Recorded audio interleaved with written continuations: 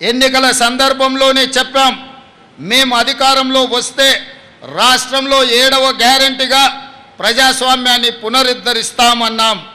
ఈరోజు అక్షరాల అది చేసి చూపిస్తున్నాం.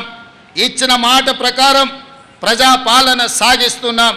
ప్రజలందరికీ సామాజిక న్యాయం, సమాన అవకాశాలు కల్పించాలన్నది మా ప్రభుత్వం యొక్క లక్ష్యం. రాష్ట్ర ఆవిర్భావానికి దశాబ్ద కాలం పూర్తయిన సందర్భంగా ఇటీవలనే దశాబ్ది వేడుకలను ఘనంగా జరుపుకున్నాం.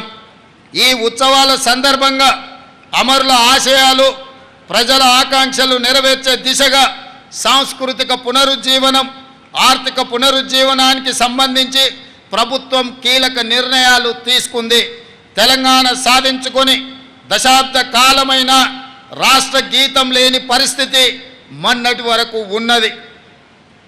ప్రముఖ ప్రజాకవి అందశ్రీ రాసిన జయ జయ హే తెలంగాణ గీతాన్ని రాష్ట్ర గీతంగా ప్రకటించి ఆ లోటును భర్తీ చేశాం.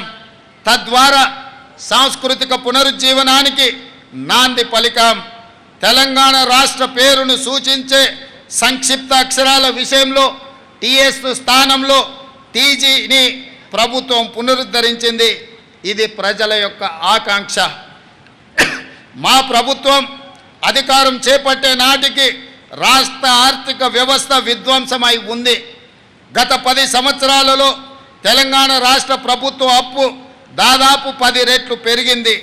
రాష్ట్ర ఆవిర్భావ సమయంలో 75,577 కోట్ల రూపాయల అప్పుగా ఉన్నా గత ఏడాది డిసెంబరు నాటికి దాదాపు 7 లక్షల కోట్ల రూపాయలకు చేరింది. దీనిపై శ్వేతపత్రం కూడా విడుదల చేశాం. దయానీయ స్థితిలో ఉన్న రాష్ట్ర ఆర్థిక వ్యవస్థకు స్వస్థత చేకూర్చడం కోసం ఆర్థిక పునరుజ్జీవనం అవసరమని భావించాం. ఆ దిశగా రాష్ట్ర అప్పులను రీస్ట్రక్చర్ చేయించే ప్రయత్నంలో ఉన్నాం. ఇటీవల అమెరికా పర్యటనలో ప్రపంచ బ్యాంకు అధ్యక్షుడితో సమావేశమయ్యాం. తక్కువ వడ్డీలతో రాష్ట్ర అభివృద్ధికి అవసరమైన నిధులు సమకూర్చుకునే అంశంపై మా మధ్య సానుకూల చర్చలు జరిగాయని చెప్పుకోవడానికి సంతోషిస్తున్నాను. గతంలో మాదిరిగా అధిక వడ్డీలతో అప్పులు తెచ్చి రాష్ట్ర ప్రజల నెత్తిన మోయలేని భారం మోపే పనులను మేము చేయబోము. ఆర్థిక అవరోధాలు ఉన్నా ప్రతి ఇంట సౌభాగ్యాన్ని నింపాలనే మహాసంకల్పంతో రూపొందించిన అభయ హస్తం హామీలన్నీ తూచా తప్ప ప్రభుత్వంలో మేము కుదురుకోకముందే, ఆర్థిక పరిస్థితిని అంచనా వేసుకోకముందే హామీ ఇచ్చిన 6 గ్యారెంటీలలో 2 గ్యారెంటీల అమలును ప్రారంభించిన ఘనత ఈ ప్రజా ప్రభుత్వానిది. బాధ్యతలు స్వీకరించిన 48 గంటల్లోనే 2 గ్యారెంటీలను అమలు ప్రారంభించి చరిత్ర సృష్టించాం.